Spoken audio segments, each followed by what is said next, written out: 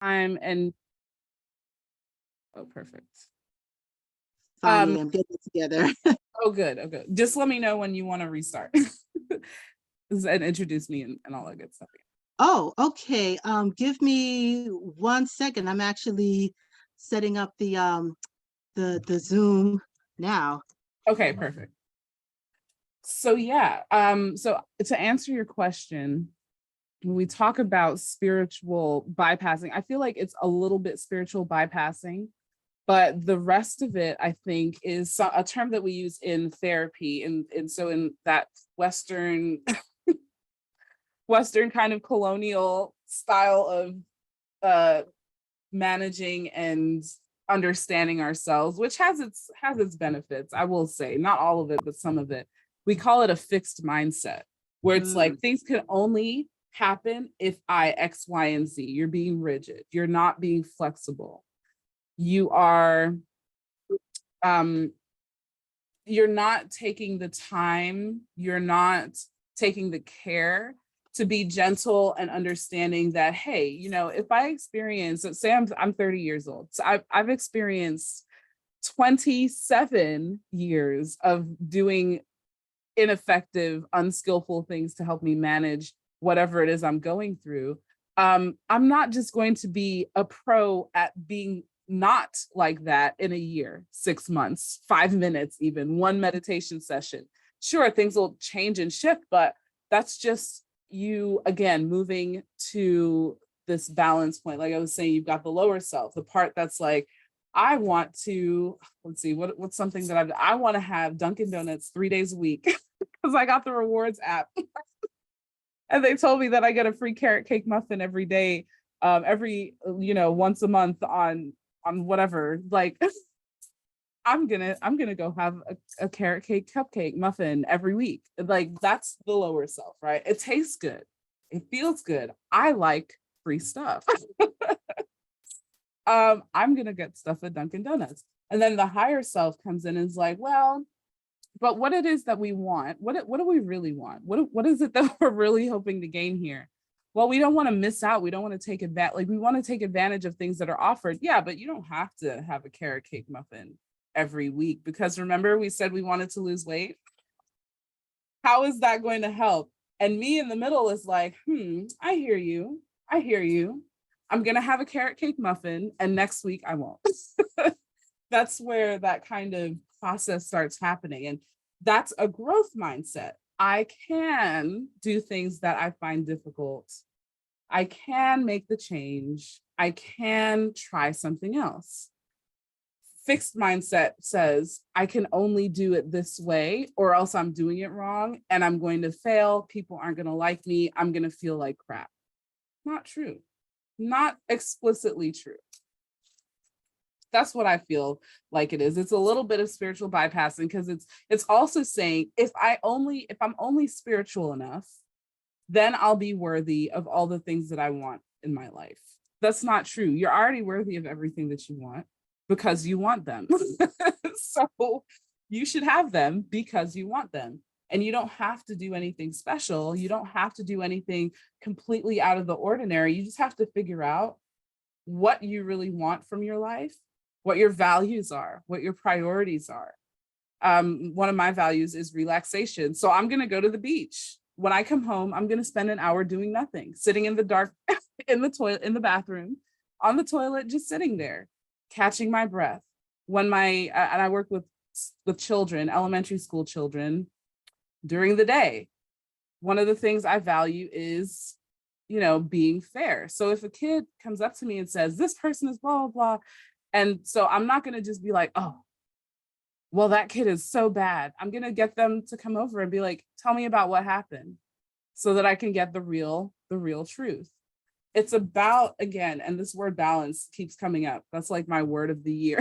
I think that's my word of the year, balance. We're all trying to figure out how can I get what I want, but also how can I honor the person that I'm trying to become? And when you lean more towards, like I said, the fixed mindset where you're like, I can't be the person who gets all this stuff unless I do all of these things, unless I only eat, like I do like a I don't know. What are people doing? Oh, the ice bath thing. Unless I take a cold shower every single day, man, listen, I did that once. I got the flu. Like I was so sick. I'm not doing that when it doesn't make sense to do things like that. I will be fine. I will be okay. Thank you for sharing that about worthiness, because I kind of wonder where the rigidity comes from. Like, oh my gosh, I'm supposed to be, um, um, you know, whatever kind of diet, and I ate something, and it's like, why are you beating yourself up? Where is the humanity and grace for grace for yourself?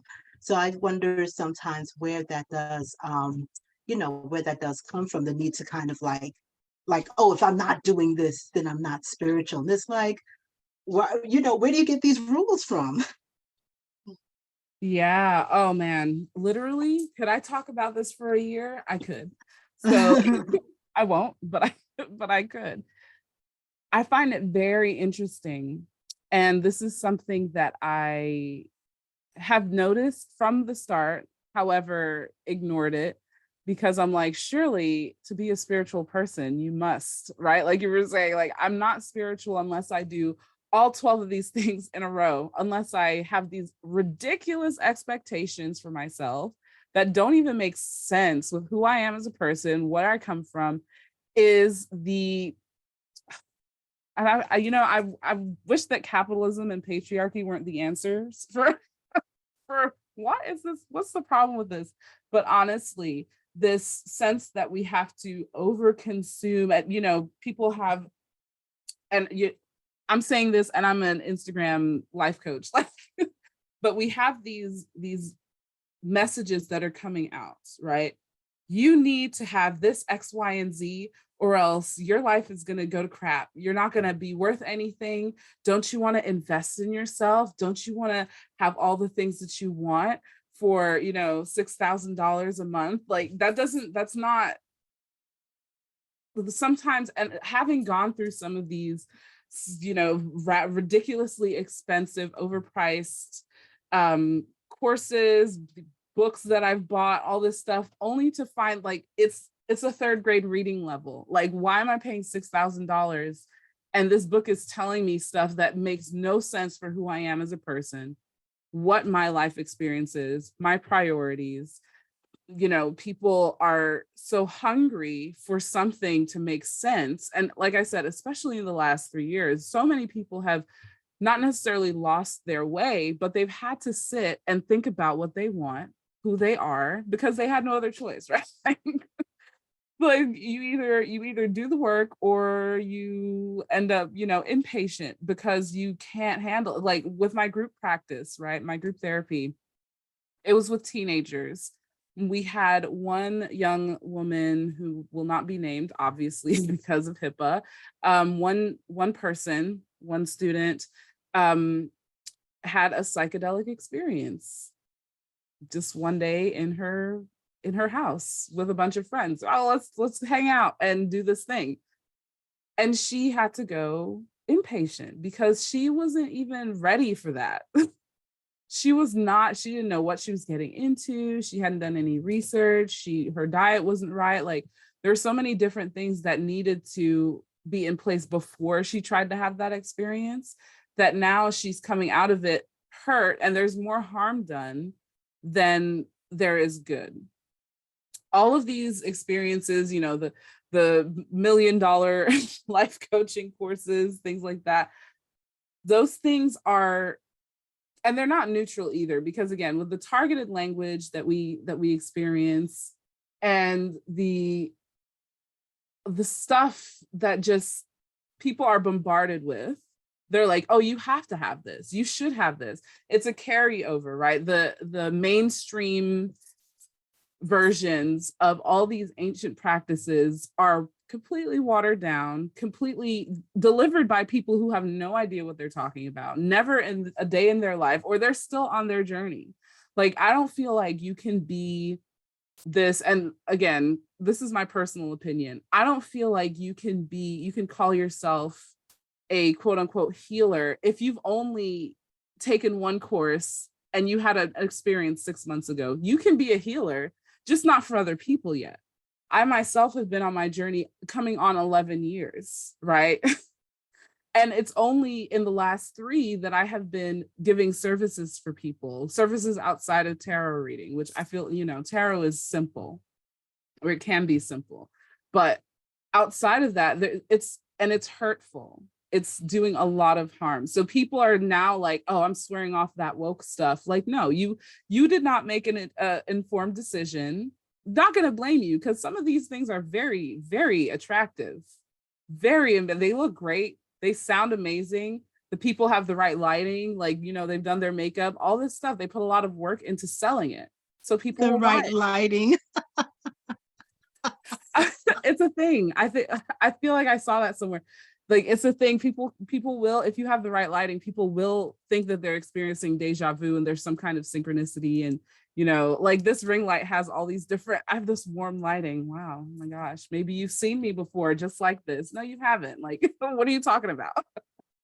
But all these things play into how we perceive these offerings. It's a whole psychology. Not to get on a tangent or to rant about it, but I honestly truly think that's what's happening.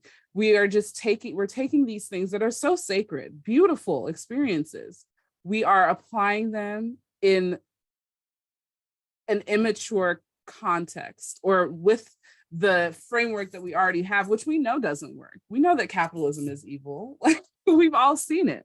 Oh, so this is the other. There's this polarization that happens. You are either right and good and lovable, or you're wrong and nobody will care about you, because you haven't bought this series of courses that's going to put you in the poorhouse, but at least you'll have a pretty book to speak of. It doesn't make sense, but people are still going to engage and fall for and all that stuff, all of these experiences. Sorry, I can't find the mute button and I have a thing. You said targeted language. What did you mean by that? Yeah, so like, for example, people, I don't know if people are still saying this, but like FOMO, like the fear of missing out. If you don't have this, you are going to be, everybody else is doing it. And even though you're like, I don't want to be like everybody else, but it's like, no, you're special. You want to be like us. We're over here at not the cool table, but we're over here having these amazing experiences. Oh my gosh, I quit my job after 6 months. No, you didn't. Stop lying. People. I'm not adding any, like, I'm not going to add anybody. There's nobody to add. There are too many.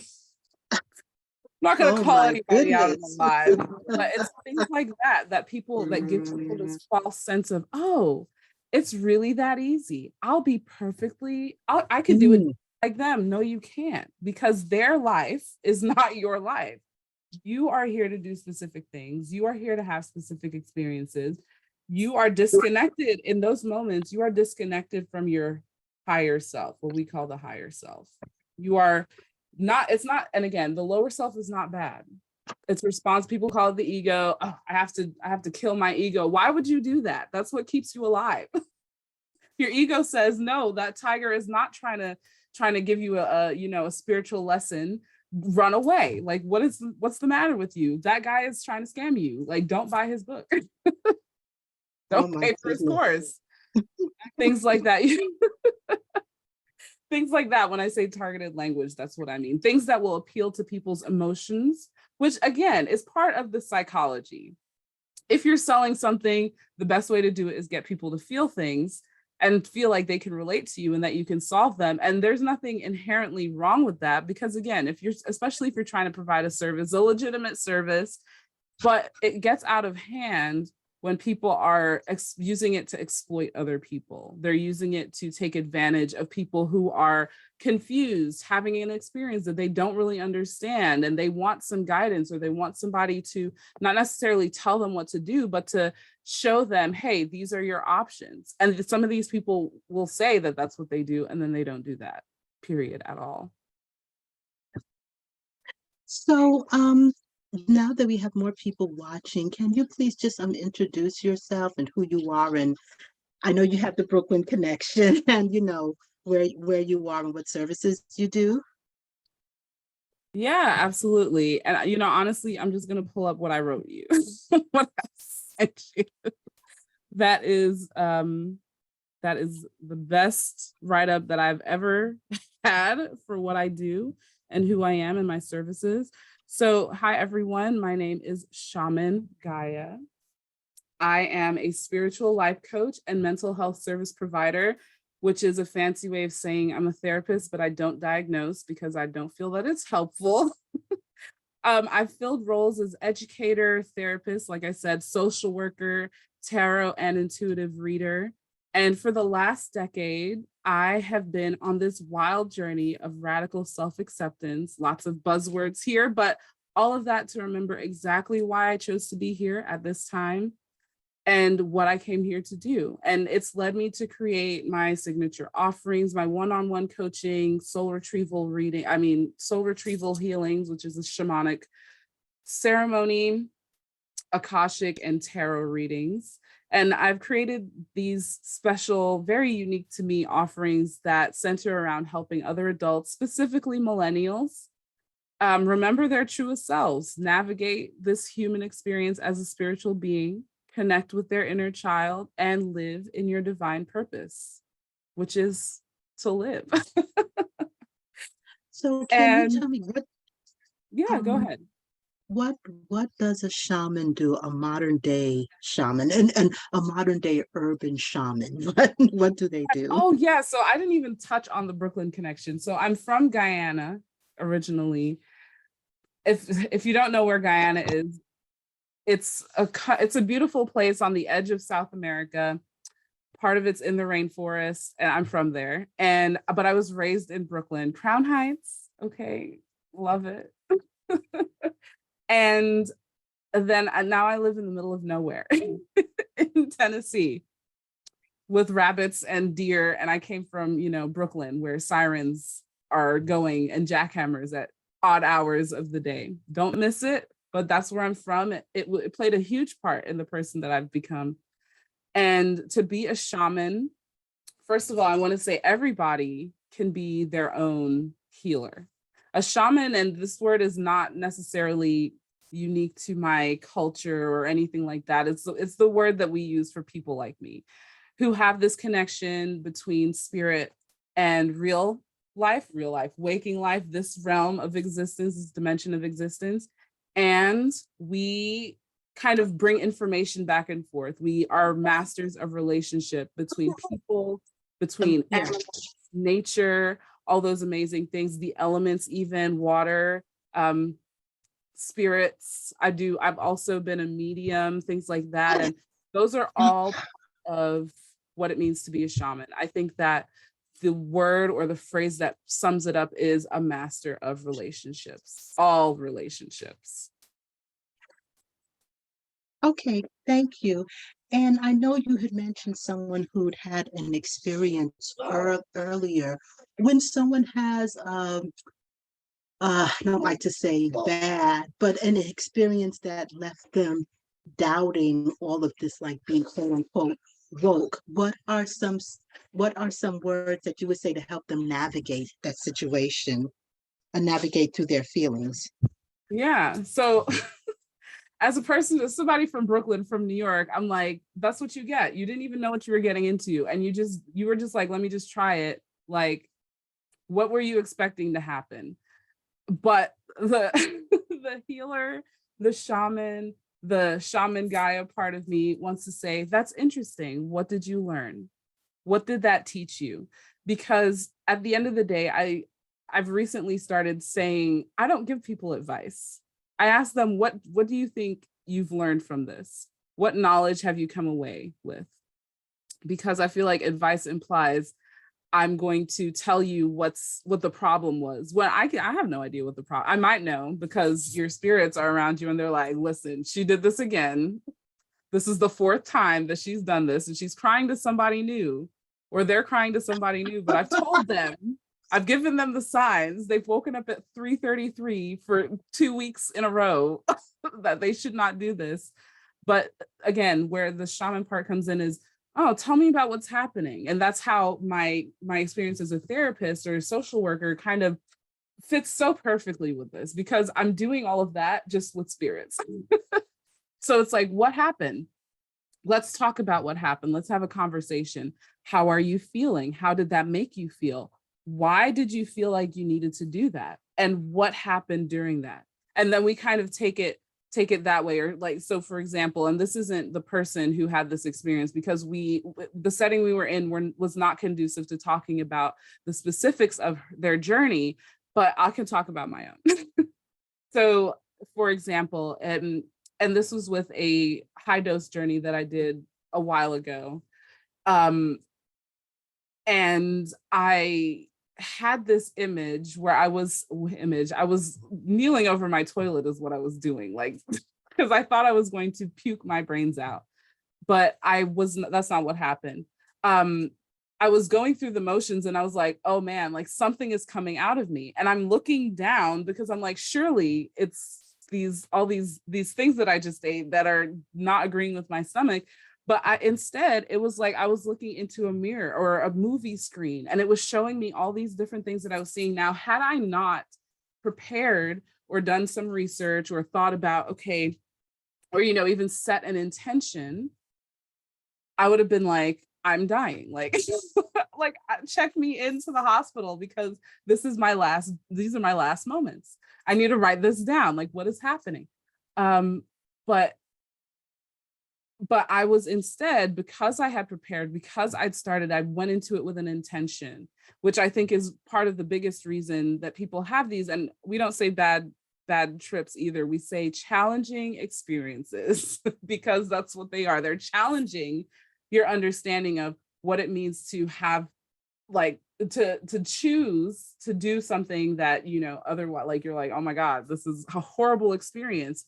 Perfect. That's beautiful. I'm glad you had a bad time. What are you going to do next time differently? How are you going to approach this? Again, what did you learn from this experience? And saying it sometimes, I feel like a mean person, but I'm not. And then it goes away quickly. Like I lose it seconds after. I'm like, no, I'm not going to feel bad for this person, because there's nothing to feel bad about. Amazing. You had an experience where you feel like you touched God and you were frightened out of your mind. Let's process. Let's talk about it. Let's integrate these lessons. What would you say for people who feel this um, whole spirituality thing is not authentic? How would you like define spirituality for them? Yeah, so spirituality, and I love this question because I have also, again, in one of my moments of sitting in the dark in the bathroom, thought, what is spirituality? Because I come from my parents were in the church, they had me in the church. I don't necessarily identify with that, but that doesn't mean I'm not spiritual. A lot of our context for spirituality, or what we define as spiritual, comes from religion, and the two are not the same. To have a spiritual connection doesn't mean that you have to, wear all white. You don't have to tie your head up to be spiritual. Like I have piercings. I wear fake nails sometimes. Like I get my nails done and all those kinds of things. That doesn't mean I'm not a spiritual person. To be a spiritual person or to experience spirituality is to ask yourself, what is this feeling I have inside of myself that I feel connected to something greater than me, something, and not greater as in bigger or more important, but something that transcends, even though that's not the right word. That's the only word that I have for that phenomenon, that transcends my understanding of my experience as a human being from just my body into what's going on in my mind. It's so there's a quote, I cannot remember for the life of me who said it, but it's not that the eyes see, but by which the eyes see. How are my eyes seeing? How am I speaking right now? As you stop and you're like, how is it that I can perceive light? Like I'm looking in a mirror. How can I notice that this is my face? Like, what is language? Those kinds of questions help us move towards a sort of spiritual understanding. And part of the research that I did for my one-on-one program curriculum is this book, and I'll show it to you all. It's an excellent book to read. It's called SQ21. Well, you can't see it because I have my blur filter on. The 21 Skills of Spiritual Intelligence. And I will read just a second, just a little teeny tiny piece of this. So when we talk about spirituality, I really did this. When we talk about spirituality, we're talking about the mechanisms of understanding what is behind all of this. Like I said, not how the eyes see, but why the eyes see. How do I, like, not what is love, but why love? Why now? Why here? Asking these questions. What do I value? These abstractions that people say are like things that you journal about, or like, oh, your head is in the clouds. Like, why can't you think about things here on earth? Well, I'm thinking about things here on earth because I'm here, I'm living, I'm experiencing. What is that? Asking questions about those things is what creates a spiritual experience. A spiritual experience is not defined by how many times you go to church, or how often you go to the meditation center, or how many retreats you've gone on, or how many times you've done ayahuasca or mushrooms or peyote or whatever it is. Those things are part of finding out these answers, but the seeking is what is the spiritual. There has to be something more. Where is it? What is it? And that journey is how spirituality unfolds. So I get it when people are like, this stuff is whack, it's fake, like somebody's just trying to steal my money. All those things can be true, but at the same time, this idea of spirituality, this concept, is not just these quote unquote woo-woo things. Spirituality is every day. When you wake up and you're like, I had this weird dream, what are the connections? Like, why did I dream about this? You're practicing spirituality. Mindfulness, that's a big word now again, right? People are so obsessed with mindfulness. Mindfulness is part of spirituality. It's not tied to a religion. It's not tied to a God. It's about a relationship with a part of yourself that you can't look at in the mirror and identify. So that's what I think spirituality was. I got intense. I love this. If you could tell, I love this question. Oh, I'm glad, and you answer with such humor. I really appreciate it because, yeah, I feel like sometimes in these spheres, people are just, just questioning. Like you have the people who are questioning, like, what is spirituality, and then you have people who are feeling so skeptical because they feel that it's not genuine. Yeah, and you should be skeptical. You should be skeptical and ask questions about everything that anybody says to you. Even what I just said right now, ask me questions. Wonder, what do you mean? What does that mean? So that I have to explain to you. Part of my practice is Taoism, Buddhism, all those wonderful isms that people like to adapt and touch on and pull into themselves. And something that I find incredible about all of that is that we don't have to, this is the beautiful thing, and I got this from Taoism. We don't have to identify any of this as anything. Just experience it, live your life, right? So people are like, oh, this person's not spiritual. They've never gone on a hike, with a group of people and then meditated at the top of a waterfall. You don't need to be spiritual to do any of that. One of my most spiritual experiences I've had is riding the subway at 3 o'clock in the morning on a Friday night. I had a beautiful spiritual experience, and it had nothing to do with any of these things that we think are part of the costume of spirituality. And I think that when people are skeptical, they're skeptical of the costume, as they should be.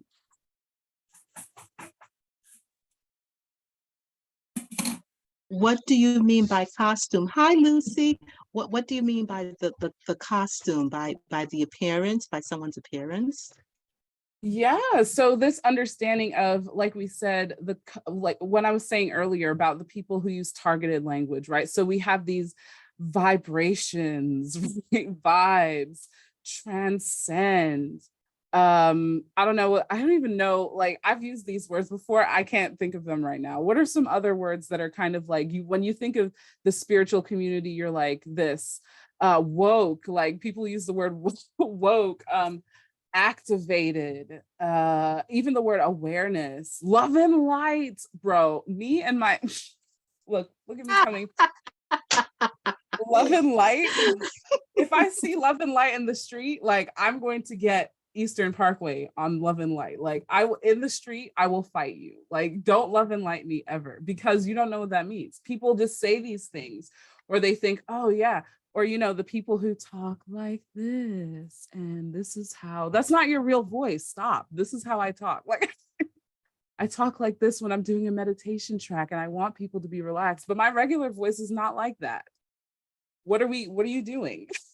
You're trying to hypnotize. But like I said, this comes from the what we're used to in the mainstream, the marketing, right? Even now, people are like, Jesus was black, right? but the picture in your mom's house is a white man with insane contour, like baked, okay? Like white Jesus is baked, eyelashes on fleek, right? Like he's got the volume set. That's the costume. What is it supposed to look like if I'm spiritual?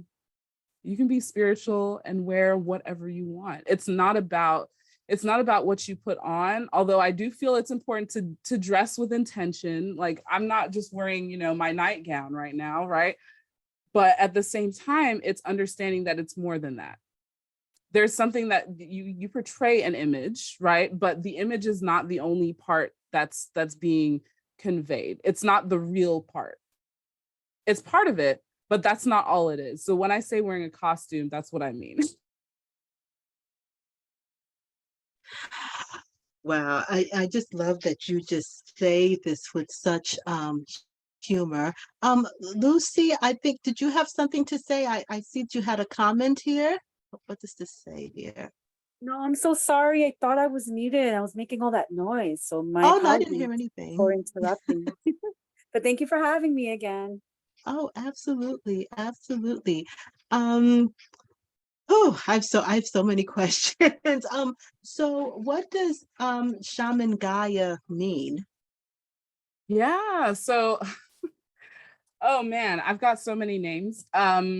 So I have the name that I was born with. Gaia is the name that I gave myself. And people are like, again, this is part of the costume, right? In some cultures, this is appropriate, right? Especially closed cultures, there's somebody that gives you a name. I'm part of one such culture, and I have a name for that culture. I only go by that name when I'm in the circles with those people. Nobody else needs to know it because it doesn't make sense for them to. It's not part of it.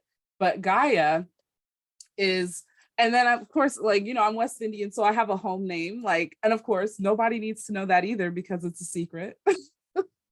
My family and my partner, they call me that, but nobody else can, or else again, it's on site. um but at the same time, so Gaia is, again, I was thinking, what are the qualities that I want to, who do I want to be? What are my values? Again, thinking about that higher self, lower self connection, this experience that I'm having, which way do I want it to go? Because I understand I can influence the direction of my life to an extent, right? Because I also have to live with other people, and those things come into play. But in the parts that I can control, what do I want people to feel when they see me? What do I want them to think of when they hear my name? Growing up, again, my mom wasn't a very feminine woman. She is now, because not that I forced her to, but I'm like, let's go do these things that make you feel not as in your masculine energy. That's a whole other topic, whatever. But so I grew up and I was like, girls are drama. I don't want to be part of that. All my friends are boys. So I'm, again, this tomboy, and I'm like doing all the things that the boys are doing. And I completely lose touch with my intuition. As a child, I started dissociating. I was extremely anxious, very depressed, all these things happening in my life. And I'm feeling like I have to close myself off. There's no balance there, right? So I'm to one polarity. Even like the way that I walked, I would walk and I would like not swing my arms, right?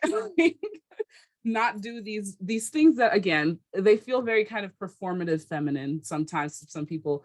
But so Gaia, the name for the Earth Mother, I have a Capricorn stellium, so that's part of that.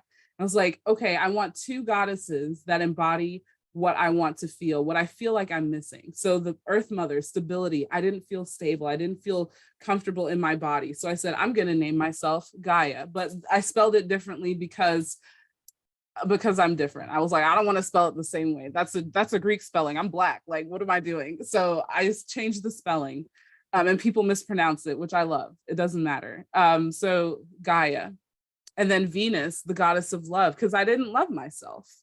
And I was like, if I call myself Earth Mother Love Goddess, right? Like not Earth Mother Love Goddess, right? But if I call myself Gaia Venus, then maybe I'll tell myself, the universe, my higher self, this is what I want to be. This is who I want to be.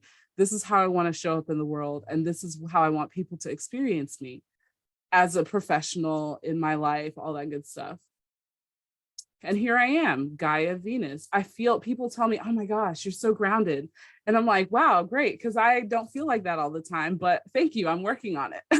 Or wow, goddess of love, Venus. Oh, that's that. I get that vibe from you. Perfect. Because I did not love myself. I didn't have love for anybody, especially not this body right here. So I'm not necessarily forcing, but in calling myself Gaia Venus, which it was Gaia Venus for a long time. The shaman is brand new. Yeah, that Capricorn energy, I was like, what do I need? And Virgo moon, forget it. Okay, that's where the intentionality comes in with the Virgo moon. But it's perfect because that's exactly how I want to feel. And that's how I want people to see me. So I gave myself that name. Long story short.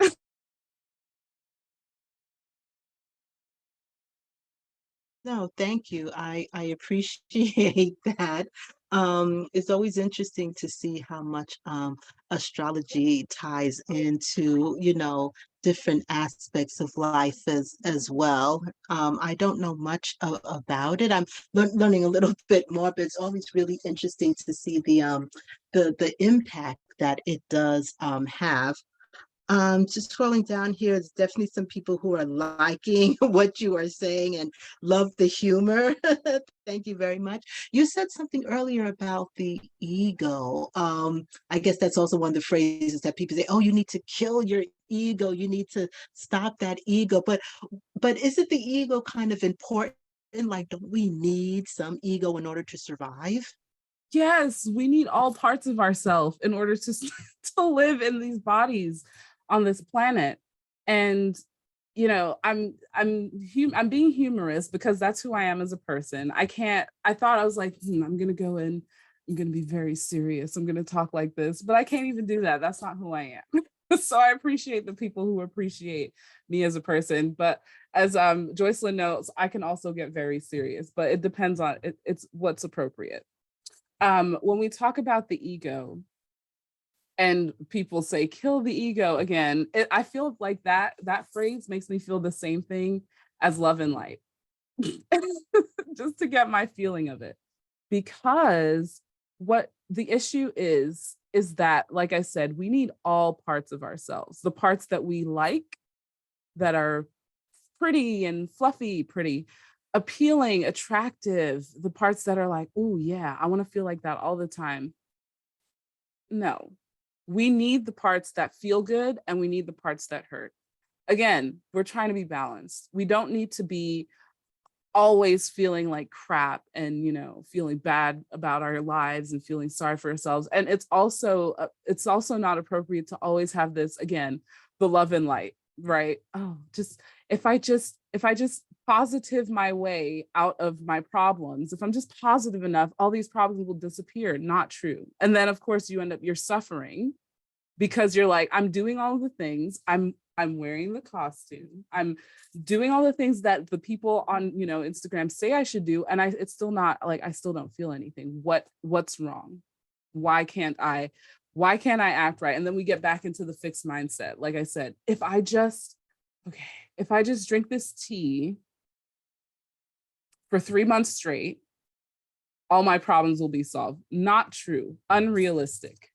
Side eye. That's not realistic.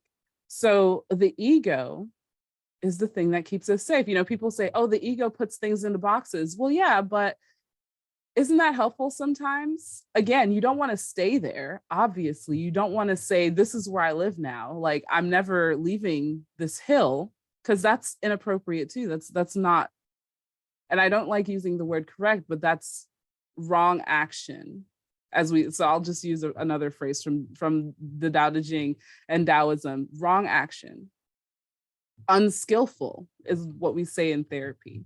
It's unskillful to think that if I erase part of myself, suddenly I'll be better. No, you'll have a gigantic hole where you should be full and whole, the other whole, right? So when people experience what they call ego death, it's not really a death, right? Because people are like, oh, I killed my ego. But you didn't, because you're right here. You're looking at me, you're talking. You had to eat something today. You drank water. Okay. You did not kill your ego, because if you did, you wouldn't be here. The ego part is the part that keeps us tethered to the earthly experience, which we're having. So we need to be able to relate to it. You're not letting it run away. Right. There's no light without the shadow. There's no higher self without the lower self. There's no super ego or transcendent self without the ego.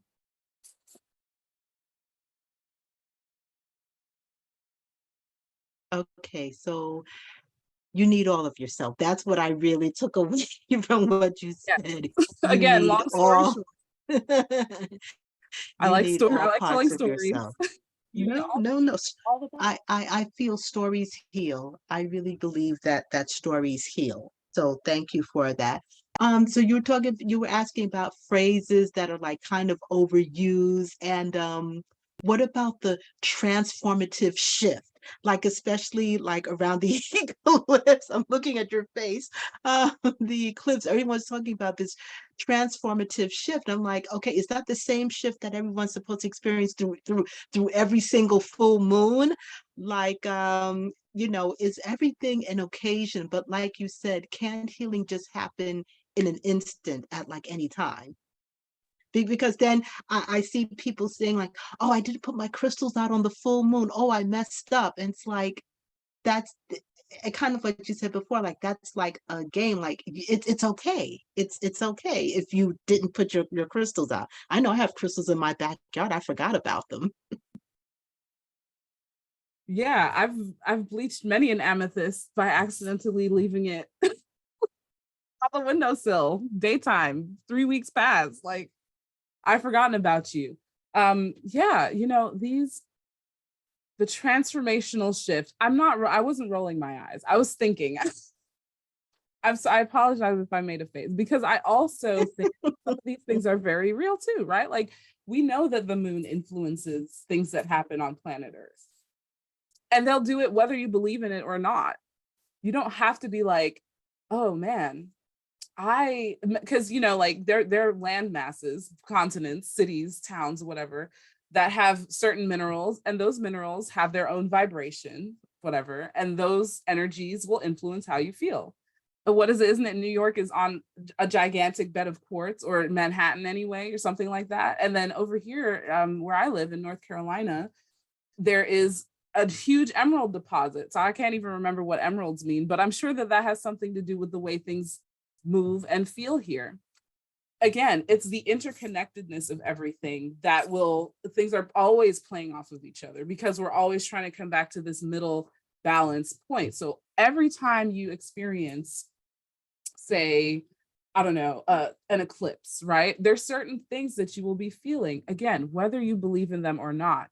The key is, as usual, and as I said earlier, what do you care about? What values do you have? How do you want to show up? Who are you?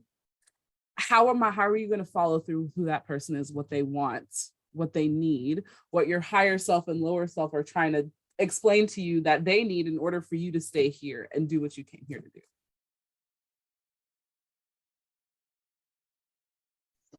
Okay, so here's another one, which I really kind of feel in agreement with this one, but about raising your vibration and frequency. Like when people say, oh, that experience happened to you because you're operating at a low vibration and you need to raise your frequency. And it's kind of like, if it's kind of like, okay, this thing wouldn't happen to you if you were doing this thing. So what are your thoughts on that? Yeah, it was very interesting in what you said. And I feel like therein lies the answer. You're like, if you were this, this wouldn't happen to you. Lies, okay? Anything can happen to anyone at any time, right? So like I said, I've been on this journey for 11 years, right? Last Thursday got triggered, massive trigger. I felt like I was going to do all the things that I used to do. I didn't, but I was still affected by that trigger. That feeling, those sensations, they all came back. I just got better at managing what happens to me, my reactions. And I feel like, people say, oh, you need to raise your vibration. Yes. However, that's not going to protect you from life. Raising your vibration doesn't mean that bad things will not happen, or things that you perceive to be bad won't happen. What that means is that you're just going to get better at managing your responses. And again, emotional intelligence, right? I wrote an article on my blog about the connection between emotional intelligence and spiritual awareness, right? Life doesn't stop happening, right? Like, okay, let's say, for example, knock on wood, you lose your job, right? Like, you lose your job. Just because you feel like you're at a certain level spiritually doesn't mean that's not going to happen. It means that when it happens, you're not going to be broken up about it for 6 months, and you're not going to start drinking again. You're not going to start, using these substances again to numb yourself. You're going to say, okay, that was rough. What just happened? Okay, I'm here. This is happening. What do I need to do in this moment? Again, and it's also not rushing to the future. It's figuring out what needs to happen in the present, trying to stay in this moment, anchor and ground yourself in this moment so that you can handle what's going on. And in therapy land, we call that resilience. In spiritual land, we call it having a high vibration. The two mean the same thing. But what we're saying is you become better at managing and handling things. When we say raise your vibration, or when I say raise my vibration, that means that the things that happen don't affect me the same way or as intensely, or I'm better at handling. So instead of being, the last time I was triggered like that, I drove to New York City in the middle of the night for Columbus Day week, or, Indigenous Peoples Day weekend. This time I took a couple breaths, I went outside, and I was good in 2 days. It still affected me, but I didn't fall apart.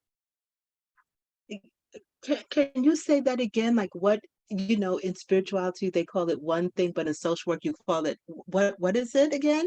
Yeah, so we call it being resilient in therapy land.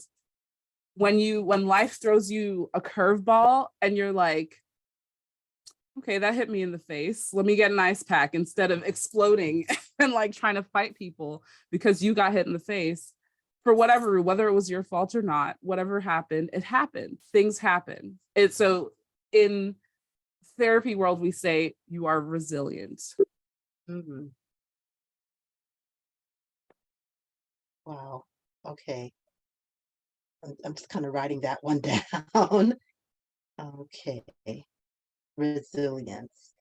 Okay. All right. Thank you. Does anyone have I have quite a few people who are liking, I'm just scrolling through to see, no comments. Where are you located, and how can people reach you if they want your services, or what are your services? Yeah, absolutely. So currently I'm offering one-on-ones. And then in terms of my coaching, which is like a hybrid of coaching and therapy, because again, one of my values is figuring out how to stay present and move forward. So that's why I'm like, what? I can't do the therapy thing anymore. It's not staying true to who I am. I'm Coach Shamangiya.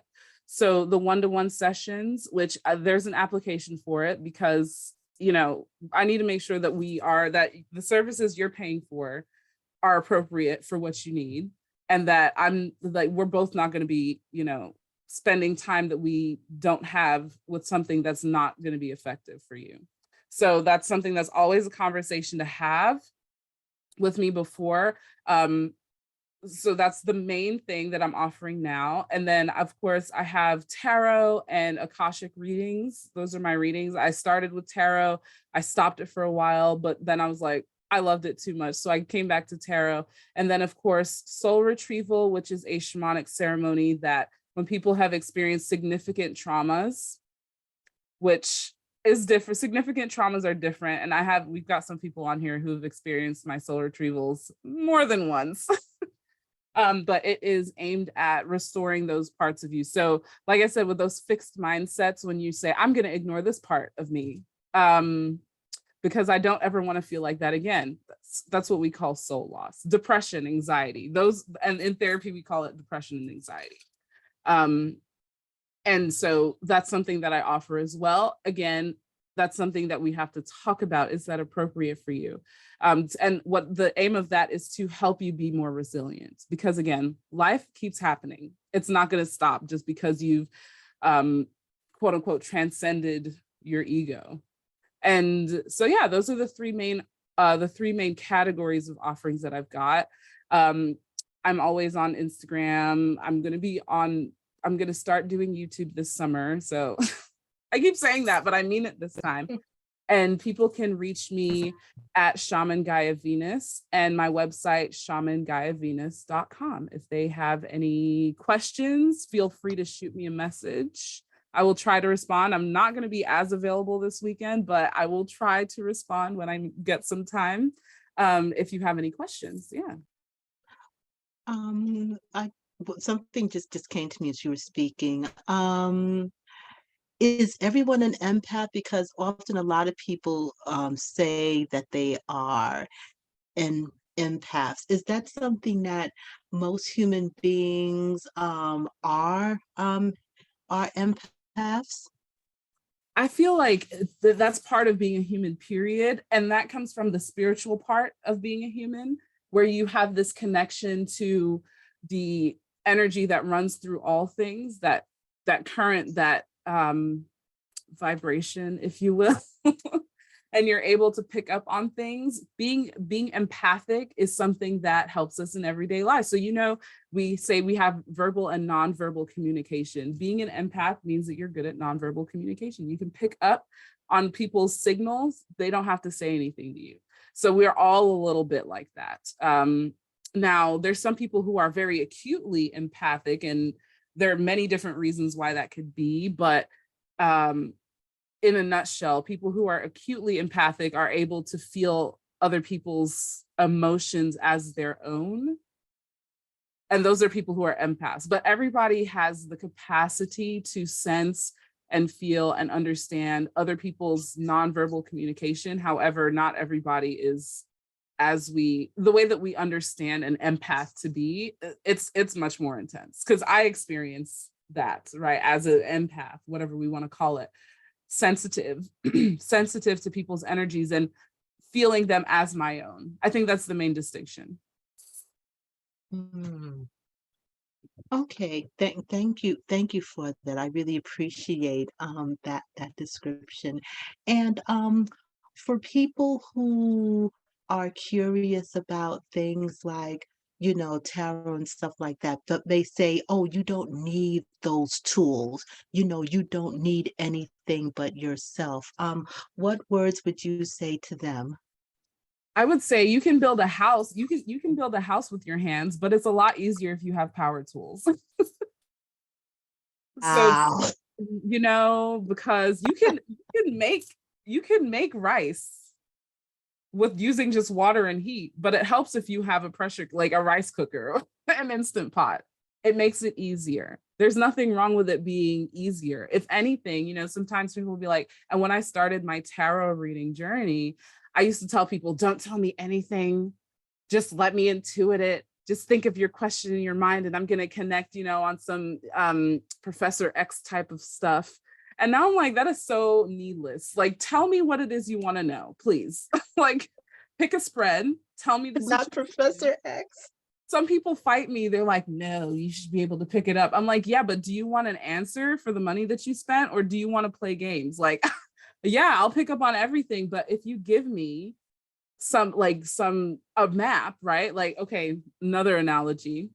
You can you can make your way to the Grand Canyon, but it helps if you turn on your GPS. Like there's no reason. And I think that this is part of in closing, I think this is one of the things that people need to remember about their spiritual experience, their spiritual journey, is that it doesn't need to be hard. You will experience pain, but you don't need to make it painful. You can experience challenges, but you don't have to say, you know what? That looks like it'll be unnecessarily hard to get out of that situation. I'm going to do that first. No, take the shortcut.